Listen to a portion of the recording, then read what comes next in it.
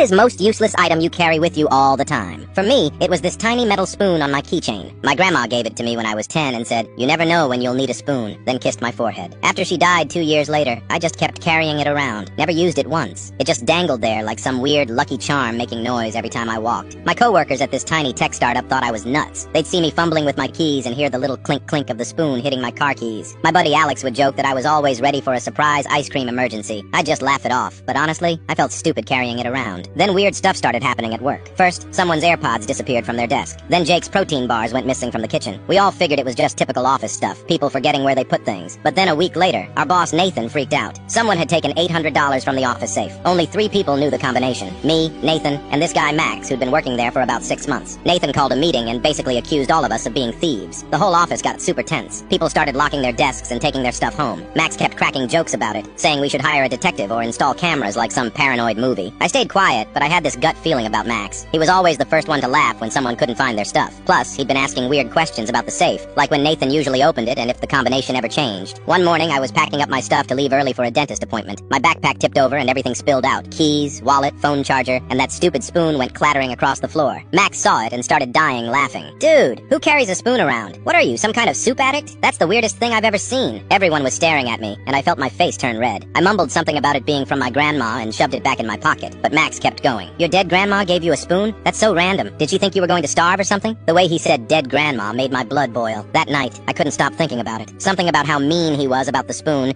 made me want to catch him red-handed. So I did something kind of crazy. I bought a tiny voice recorder online and taped it under the cabinet near the safe. I figured if Max was stealing, maybe I'd catch him talking about it or something. The next day, I came in early to check the recorder. What I heard made my stomach drop. It was Max on a phone call, probably with his girlfriend or something. He was bragging about how easy it was to steal from us tech nerds who were too busy with our coding and energy drinks to notice anything. He said he was planning to hit the safe again on Friday when Nathan always left early. But here's the thing. I knew Nathan would want more proof than just a recording, so I came up with this stupid plan. I put together this fake envelope labeled petty cash reimbursement and filled it with Monopoly money that I'd colored over with markers to look like real hundreds. Then I did something that felt crazy.